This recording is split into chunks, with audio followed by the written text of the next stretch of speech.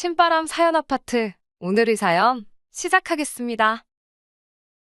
안녕하세요. 올해 38살 여자입니다.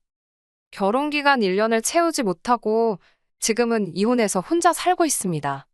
이혼한 지는 반년 조금 넘어가고요. 이제는 시간이 지나니 무뎌져서 이렇게 제 이야기를 할 수 있는 정도까지 오게 되었네요. 남들보다 조금 늦게 한 결혼이니만큼 참 많은 고민을 했고, 옳은 결정을 내렸다 믿고 있었고, 후회 없이 행복하게 살 줄 알았습니다.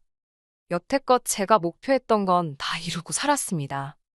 세상 일이 마음만 굳게 먹으면 생각한 대로 흘러가는 줄 착각 속에 살고 있었지요. 제 생각처럼 흘러갔다면 더할 나위 없이 좋았겠지만 결혼 생활만큼은 그렇지 못했습니다. 결혼은 현실이다라는 말이 무슨 말인지 이제서야 이해가 가네요. 요즘 결혼 정년기가 늦어졌다고는 하지만 주변 지인들이나 건너 아는 사람들이나 아무리 찾아봐도 안 하면 안 했지 결혼을 저보다 늦게 한 사람은 없었어요. 사실 저도 결혼에 크게 뜻이 있던 건 아니었거든요. 부모님께서는 제가 가정을 꾸렸으면 하는 눈치였어요. 하지만 저한테는 사실 그럴 만한 여유가 있지는 않았습니다. 저희 집안 형편이 썩 좋은 편은 아니었어요. 제가 가장 역할을 해야 할 수준까지는 아니었지만 수입이 들쭉날쭉한 아버지 사업 때문에 어머니가 밖에서 돈을 빌리러 다녀야 했습니다. 그 때문에 어머니가 본의 아니게 다수의 사람들에게 굽신거리는 모습이 참 싫었고, 그래서 더 성공에 대한 집착이 생겼던 것 같아요.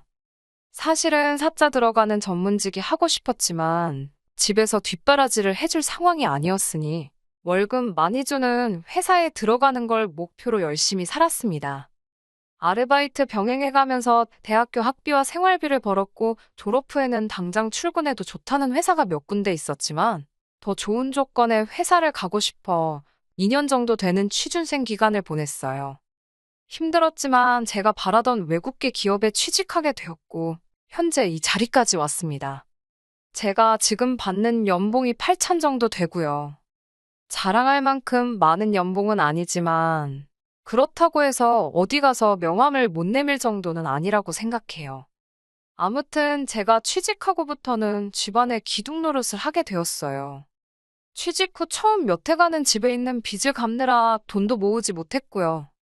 빚을 다 갚고 나서는 집안 형편 때문에 원하던 공부를 포기했던 동생 유학도 보내주고 서울이라고 부르기도 힘들 정도로 외곽이긴 하지만 부모님 명의로 아파트도 하나 해드렸어요. 결과적으로는 그쪽 지역이 현재는 재개발이 되고 있어서 집값도 많이 올랐네요. 동생도 유학 중에 만난 사람과 결혼해서 아예 그쪽에 자리를 잡았고요. 현재는 돈도 저보다 훨씬 더 잘 받으며 일하고 있으니 전부 해피엔딩이네요. 아무튼 그렇게 온 가족들 다 챙기고 나서야 드디어 저를 돌아보게 되더라고요. 여전히 부모님 생활비나 동생 학비 같은 걸 신경 쓰긴 해야 했지만 여유가 생기기 시작했고 저를 위해 돈을 모으기 시작할 수 있었습니다. 이런 상황이다 보니 사실 결혼은 저한테는 약간 사치가 아닐까 하는 생각을 갖게 되었는데 동생이 자리를 잡은 시기부터 이제 부모님 생활비는 자기가 낼 테니 제 인생 좀 살라고 하더라고요. 부모님도 면목이 없다면서 이젠 제가 결혼해서 가정을 꾸리고 사는 모습이 보고 싶다 하셨고요. 가족들이 이제 저 결혼하라고 해서 억지로 등 떠밀려 결혼한 건 아니에요. 저도 늦게 결혼하게 된 만큼 더 신중할 수밖에 없었고요. 남편은 직장 동료의 지인을 통해 소개를 받아 처음 만나게 되었습니다. 회사에서도 제 나이에 결혼 안 한 사람이 저밖에 없었고 제가 비혼주의가 아니라 그냥 사는 게 팍팍해서 결혼을 안 했던 거라는 사실을 알게 되고부턴 저한테 좋은 자리 있으면 소개시켜주고 싶다던 사람이 많았거든요. 당시 제가 35이었는데 결혼 상대를 소개받는 자리들이 순탄치만은 않았습니다. 어떤 이는 제가 나이가 많다고 부담스러워하고 저는 그래도 나름 자부심 가지고 있는데 어떤 때는 제 높은 연봉 때문에 부담스럽다 하는 사람도 있었어요. 나이야, 어쩔 수 없다 치지만 그래도 제 높은 연봉이 발목을 잡을 줄 몰랐네요. 그래도 제가 결혼을 못해서 안달이나 있던 것도 아니었고 저 혼자서도 잘 먹고 잘 사는데 아쉬울 것도 없었어요. 결과야 안 좋았지만 오지랖 넓던 직장 동료들이 매번 저를 생각해서 자리를 만들어 오는데 거절하는 것도 여간 힘든 일이 아니었지요. 애써 신경 써준 직장 동료들 성의를 거절하는 것보다 소개 자리 나가서 상대방한테 거절하는 게 오히려 마음이 편했어요. 그래서 언젠가부터는 소개 자리가 있을 때마다 어떻게 거절해야 좋을지 고민하는 게 일이었지요. 그러다 만나게 된 것이 남편입니다. 남편도 저랑 처지가 비슷했어요. 거의 똑같다고 봐도 과언이 아닐 정도로 말입니다. 남편은 홀어머니 밑에서 자란 나름 좋은 회사 들어간 자수성가한 사람이었지요. 책임져야 할 가족들 때문에 홍기를 놓친 것부터 홀어머니가 아들 장가가기만을 학수고대하는 것에 직장 동료들이 그런 자신을 도와준다며 혼사짜리 알아봐준다고 이 사람 저 사람 만나는 것까지 말이지요. 이상한 데서 서로 생각도 못한 공통점을 찾게 되었으니 참 신기했어요. 그렇게 인연이 시작되어 1년 조금 덜 되는 연애를 거치고 결혼을 하게 되었습니다. 저희도 연애하면서 죽이 잘 맞고 다툼 없이 잘 만난 것도 결혼을 결정하는데 큰 역할을 하긴 했지만 양가 어머님들이 워낙 성하셨지요. 좋은 상대 나타났을 때 후다닥 결혼하라고 양쪽에서 보채는 바람에 연애 기간이 짧기도 했어요. 저희들도 40 넘기 전에 결혼하는 게 더 좋지 않겠냐 생각도 들었고요. 결혼 준비 또한 어려울 게 없었어요. 서로들 직장에서 이미 자리가 잡혀 있는 상황이다 보니 결혼 비용으로 내가 더 해오네, 네가 덜 해오네 하면서 다툴 것도 없었습니다. 게다가 양가 어른들이 경제적 능력이 없기 때문에 결혼 후에도 각자 벌어오는 돈으로 각자 양가 어른들은 알아서 챙기기로 이야기가 되었기에 그런 부분에서도 다툴 것들이나 의견 차이가 있을 게 하나도 없었지요. 결혼 생활은 정말 더없이 즐겁고 행복할 줄 알았습니다. 연애할 때도 그렇게 좋았는데 결혼하면 어떨까 궁금할 정도였지요. 제가 어서 가정을 꾸리고 제 삶을 살았으면 하셨던 어머니만큼이나 제 직장 동료들도 저희 결혼을 축하해주기 바빴습니다. 남편과의 소개 자리를 주선해준 동료 직원은 결혼까지 골인했으니 나중에 크게 한턱 쏘라면서 너술에도 떨었고요. 그렇게 모두의 축복 속에서 결혼하게 되었는데 이렇게 1년 만에 이혼하게 될 줄은 정말 아무도 생각지도 못한 일이었을 거예요. 저조차도 일이 이렇게 될 거라고는 꿈도 꾸지 못했거든요. 양가 어머니들 등살에 결혼식을 빨리 진행하는 바람에 신혼집도 구하지 못한 상태에서 결혼을 하게 되었습니다. 그래도 그나마 제가 월세로 쓰고 있던 오피스텔이 거실에 방 하나가 딸려있던 구조라서 일단은 남편이 그 집으로 같이 들어오기로 했었지요. 당시 남편도 혼자 자취하는 곳이 있었고 아직 계약 기간이 몇 달 남아있는 상황이었어요. 그쪽은 그냥 대학가에 있는 원룸 같은 곳이라서 저랑 같이 지내기에는 공간이 여의치 않은 정말 1인 가구를 위한 구조였고요. 그런데 아무래도 남편이 제가 지내는 곳으로 오면 출퇴근에 걸리는 시간이 길어지기 때문에 여러모로 불편해졌어요. 그래서 결혼식을 올렸는데도 불구하고 각자 자취하던 곳에 살게 되는 웃지 못할 상황이 일어나고 말았습니다. 어쩔 수 없는 특수한 상황이다 보니 이해 못할 상황은 아니었어요. 물론 저희 집에 와서 같이 지냈으면 그 당시에는 참 신혼 느낌 나고 같이 퇴근 후에 신혼집 알아본다고 손품 팔면서 인터넷 뒤져보고 하면서 재미있기도 했겠지만 왕복으로 몇 시간을 길 위에서 보내게 하는 게 미안해서 빨리 들어오라는 말을 하지 못했네요. 그래도 회사 안 나가는 주말이면 신혼집 알아보러 다닌다고 여기저기 다녀서 좋았었는데 하루는 남편이 심각한 표정으로 오더니 신혼집에 대해서 저랑 이야기 나누고 싶다고 하더라고요. 무슨 일이 있는가 해서 이야기를 좀 들어보기로 했지요. 그리고 남편의 제안 덕분에 짧은 기간 동안이지만 그래도 다툰 적 한 번이 없었는데 처음으로 의견 충돌이 일어나게 되었습니다. 남편이 하는 말이 신혼집을 우리가 여기저기 알아보고 있는데 이왕이면 시댁에서 가까운 편이 좋지 않겠냐고 말을 꺼내더라고요. 난데없이 그렇게 하자는 남편이 사실 잘 이해가 가지 않았습니다. 시댁하고 가까이 살아서 좋을 거 없는 건 저도 잘 알고 있습니다. 시댁의 위치가 위치다 보니 애초에 저희가 신혼집을 구하고자 했던 지역하고도 동떨어진 위치였고요. 거기에 시댁 근처에 신혼집을 구한다면 친정하고는 거리가 엄청 멀어지게 되었거든요. 하지만 그렇다고 해서 그게 거부감이 든다거나 죽기보다 싫다거나 한 건 아니에요. 사실 당시 저한테는 어디서 사느냐가 그렇게 중요한 문제는 아니었거든요. 친정이 멀어지는 거야. 애초에 제가 혼자 떨어져 나와 자취하는 곳 위치만 생각해도 친정하고는 한참 먼 거리에 있었거든요. 그러니 친정하고 멀어지는 게 저한테는 고려할 상황은 아니었어요. 시댁에서 가깝게 살던, 친정에서 가깝게 살던 신혼집 위치는 좀 더 저희가 살아가기에 효율적인 곳이면 좋았겠다는 생각이었던지라. 그런 남편의 말이 하나도 이해가 가지 않았지요. 제가 살고 있는 집에 들어와서 사자고 했던 걸 지금 당장 출퇴근 왕복으로 1시간 더 하게 생겨서 싫다고 거절을 해놓고서는 시댁 근처로 집을 옮긴다면 지금 제가 살고 있는 데서 남편 회사까지 출근하는 시간보다 훨씬 더 많이 걸리거든요. 특히나 대중교통으로 출퇴근을 하고 있는 상황을 고려한다면 환승 같은 거 생각하면 훨씬 더 복잡하게 되는 상황이었고요. 거기에 더불어 저까지 회사에서 더 멀어지게 되는 거나 마찬가지인데 굳이 신혼집을 시댁 근처로 구해야 하는 이유가 하나도 없는 거 아니냐고 물었지요. 그랬더니 남편이 지금 출퇴근 거리를 문제 삼을 사안이냐고 하면서 자기는 지금 심각하다고 하더라고요. 홀어머니 혼자 지내시는데 출퇴근 좀 편하게 하자고 신혼집을 회사 근처로 구하는 게 말이나 되냐고 하는데 조금 어이가 없더라고요. 연애하면서 남편이 취직 후부터는 쭉 회사 근처에 혼자 살기 시작했다는 사실을 말해줬어요. 이유 또한 통금 문제 때문이었다고 저에게 분명히 말을 했습니다. 취직했다고 다 된 게 아니고 직장 동료들하고 사회생활도 해야 되고 출퇴근하면서 이동하는 시간에도 한 글자라도 더 공부를 해야지 승진도 빠를 거라 생각했다고. 자기가 힘든 환경 속에서도 부단히 노력해왔다는 사실을 자랑이라도 하듯이 저한테 이야기했던 게 똑똑히 기억나고 시기상으로 봐도 바로 얼마 전인데 말입니다.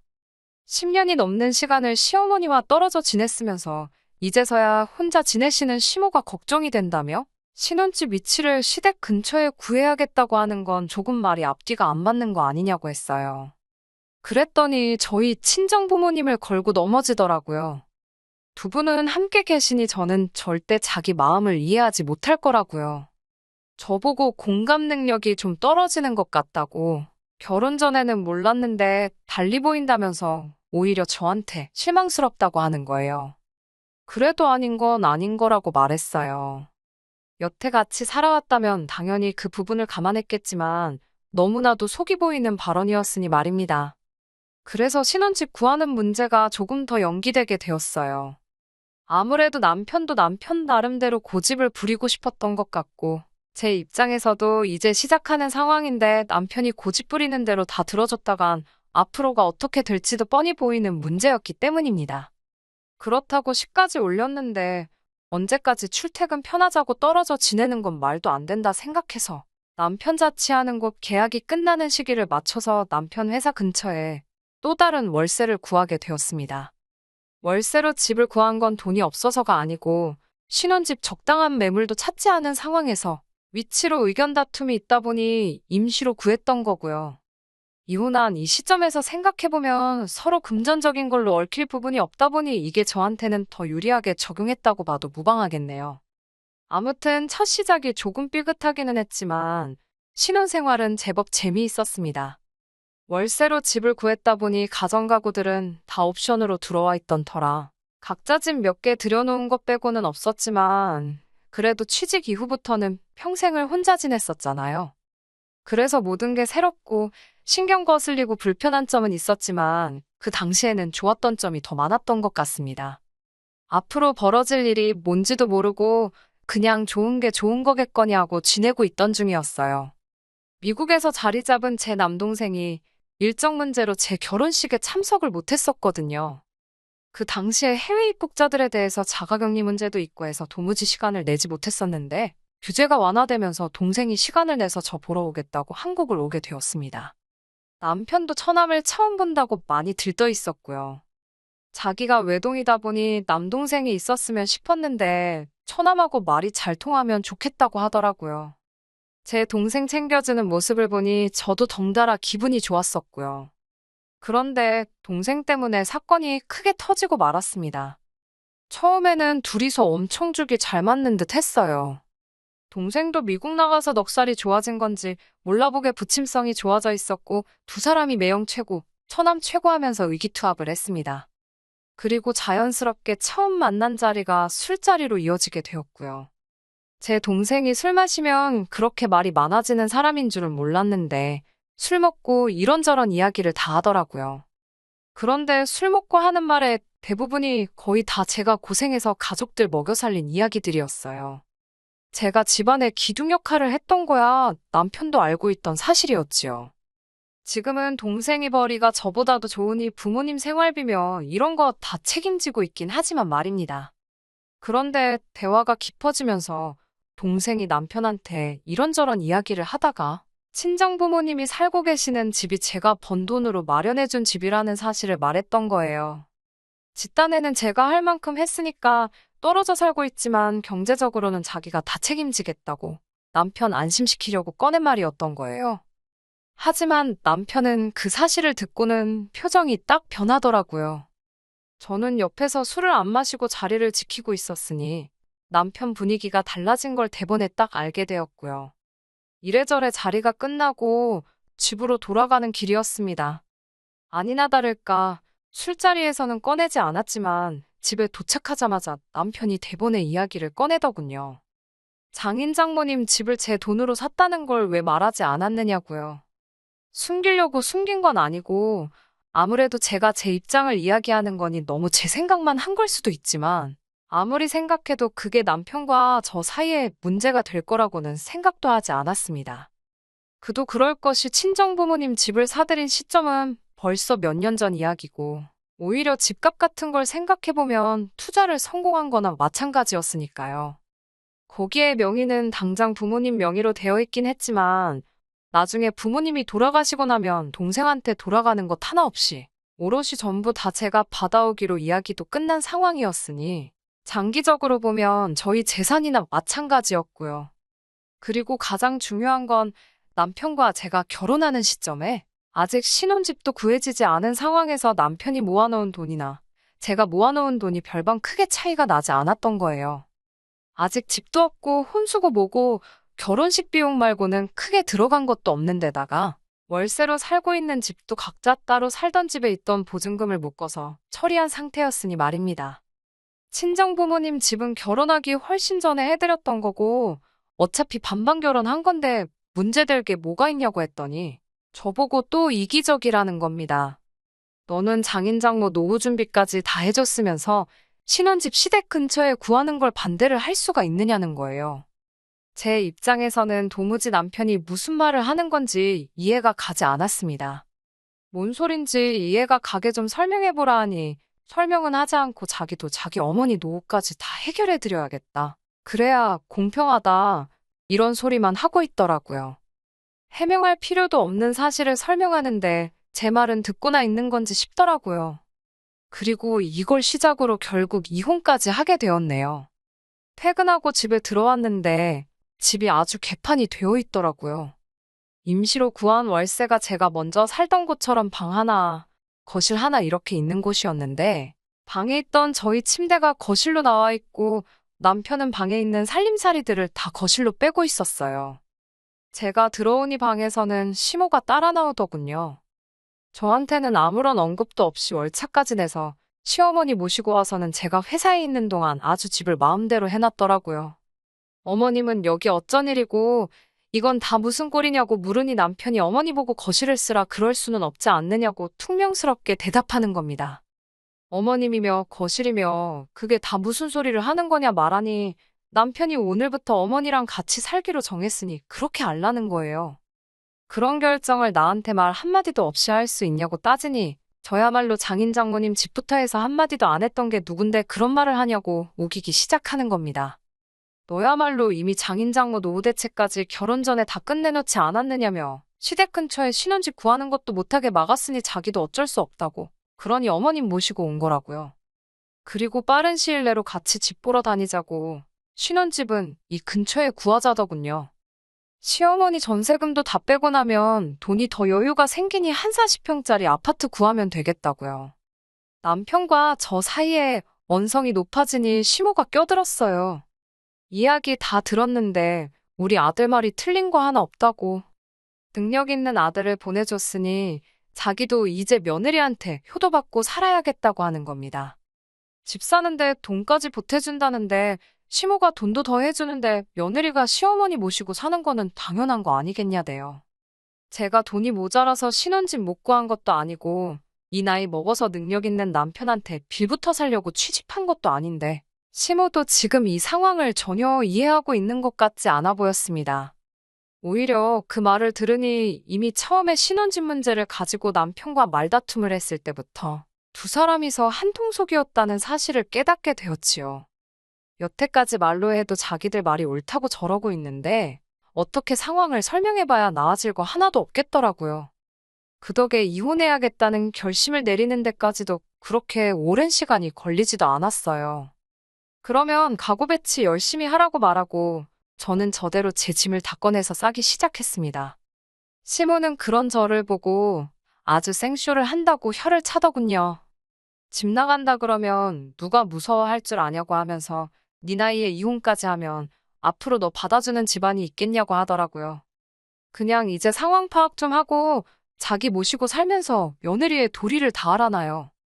내가 혼자 살았으면 혼자 살았지 이런 꼴 보려고 결혼한 거 아니라고 딱 잘라 말했습니다. 어차피 제 짐이라고 해봐야 옷 같은 거 몇 개 말고는 챙길 것도 없어서 짐 싸는데 시간이 그렇게 오래 걸리지도 않았어요. 제가 짐 싸들고 나가는 순간까지 큰 소리 치다가 문 닫고 나가니 그제서야 똥줄이 타기라도 시작했는지 남편이 쫓아나와서 진짜 이럴 거냐고 하더라고요. 뭐가 그럴 게 다 있냐고 어차피 지금 우리 사이에 이 집에 월세 보증금 말고 처리할 게 또 없는 게 다행이라고 했습니다. 니네 엄마가 전세 보증금 들고 온다니 그 돈에서 내 돈 들어간 만큼만 보내주면 저도 길게 안 끌겠다고 딱 잘라 말했어요. 애초에 신혼집 문제로 서로 청약 문제도 있고 해서 혼인신고도 안 올려놓은 판국에 갈라서는 게 뭐가 어렵겠냐고 했지요. 남편은 제가 설마 진짜 이혼까지 하겠나 싶었나 봅니다. 하지만 저는 남편이 시어머니 모시고 사는 걸 철회한다고 해도 다시 합칠 생각이 없을 정도로 마음을 굳힌 상황이었거든요. 시간이 지나도 제가 아무 연락도 없으니 남편이 참다 못해 저한테 먼저 연락을 해오더라고요. 내 돈 돌려주려고 전화한 거 아니면 그냥 끊으라고 했습니다.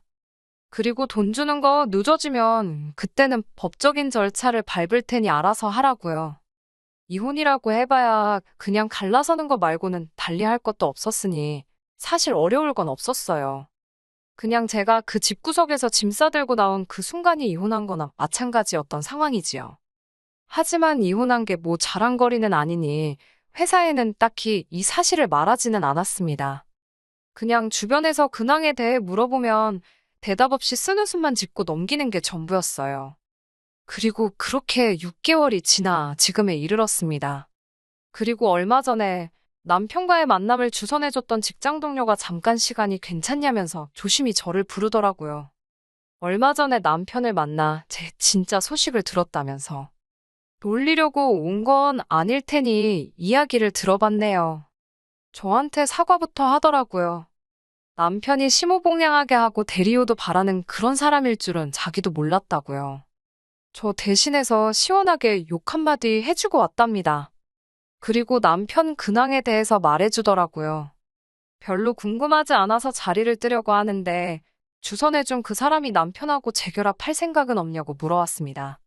그게 무슨 소리냐고 했더니 두 사람이 너무 잘 어울렸어서 그게 참 아쉬워서 그러는 거라더군요. 시어머니랑 남편은 다시 분가를 했고 이제 자기가 잘 타일러놨으니 시어머니 모시고 살자 할 일이 없을 거라는 거예요. 그런데 그 말을 전해주는데 그림이 퍼즐처럼 딱딱 맞춰지기 시작했어요. 딱 봐도 저랑 재결합하고 싶어 시어머니랑 분가한 게 아니잖아요. 시어머니 말 맞다는 아들이 이제 자기 뒷바라지 해줄 만큼 능력도 생겼겠다.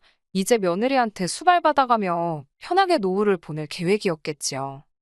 처음엔 신혼집을 시댁 근처로 구해오며 가며 며느리 효도받다가 합가할 계획이었을 거예요. 그런데 시작부터 제가 안 된다고 하니 은근슬쩍 말도 안 되는 이유 가져다 붙여서 합가를 시도했던 거지요. 그런데 이건 뭐 시작도 하기 전에 며느리가 짐 싸서 나가버리니 며느리 수발받으며 호강할 줄 알았는데 이건 뭐 팔자에도 없던 아들 뒷바라지를 하게 생기게 되었으니 얼마나 열이 받았겠어요. 그러니 분가를 했다기보다는 시모가 열받아서 집을 나가버린 게 더 이야기가 맞지요. 그리고 이 주선자가 제 직장 동료긴 하지만 남편과도 친한 사이였으니 다시 재결합하자는 말이 누구 머리에서 나온 말인지 딱 알겠더군요. 말 맞다나 재결합해서 누가 제일 이득을 보겠나요? 부모님 노후 준비도 끝내놓았겠다. 돈도 잘 벌지. 그 돈이 모이고 모이면 결국엔 남편한테 이득 아니겠어요? 이미 남편한테는 질릴 대로 질려버렸는데다가 누가 알겠어요. 또 재결합했다가 무슨 핑계를 대면서 또 시어머니 모시고 살자고 할지 말이에요. 재결합은 커녕 꼴도 보기 싫고 궁금하지도 않으니 남편 소식은 이제 전해오지 말아줬으면 좋겠다고 한마디 했어요. 주선해준 사람이 정색을 하면서 저보고 사람이 그러면 안 된다고 한마디 하더군요. 두 사람 이어준 적이 체면도 있는데 만나는 신용이라도 해보고 이러나 저러나 둘이 좋아서 결혼까지 한 거 아니냐고 다시 만나면 화해하고 행복하게 잘 살지 누가 아냐고 하더군요. 직장 동료의 친한 친구 결혼한다고 추기도 많이 했다고. 평생 혼자 살 것도 아닌데 걱정돼서 그러는 거라며 얼토당토 않는 헛소리를 짓거리더라고요. 그래서 주선자한테도 한마디 했어요.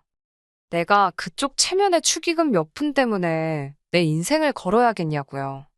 남편 부탁받고 온 거 다 티나니까 진짜 내가 걱정돼서 그러는 거면 남 인생에 신경 끄고 사는 게 도와주는 거라고요. 동료 직원은 제 말을 듣고는 얼굴이 시뻘개져서는 아무 말도 잊지 못하고 씩씩대면서 돌아가더라고요.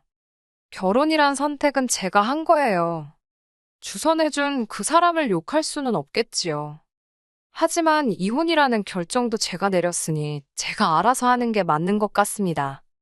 어머니도 괜히 자기 때문에 제가 결혼을 서둘러서 이렇게 된 거라 탓을 하고 제 소식을 전해들은 동생도 자기가 괜히 부모님 집 이야기를 꺼내서 이렇게 된 거라고 자책하는데 그럴 필요 없다고 했습니다. 오히려 저한테는 잘 된 일이라 생각해요. 저도 늦게 시작한 연애이기도 했고 연애하는 동안에는 진심이었으니까요. 어머니가 보채지 않으셨어도 아마 결혼을 자연스럽게 생각했을 거예요. 동생이 집에 대해 이야기한 것도 언젠가는 알게 될 일일 수도 있었고 남편이 아내한테 시어머니 봉양을 강요하는 사람이라는 것도 나중에 가서 알게 되었겠지요. 차라리 이렇게 빠르게 알게 돼서 시간 낭비 안 하고 일찍 정리할 수 있었던 게 다행이라 생각합니다. 오래 혼자 지내서 그런지 아직도 혼자 지내는 게 편하네요. 한동안은 다른 생각 안 하고 바쁘다는 이유로 가보지 못했던 여행이나 배우고 싶었는데 포기했던 것들 조금씩 배우며 제 인생을 위해 살아볼 생각입니다. 끝까지 들어주셔서 감사합니다. 오늘의 사연은 여기까지입니다. 구독과 좋아요, 알람 설정 부탁드리고 더 좋은 사연으로 다시 찾아뵙겠습니다. 감사합니다.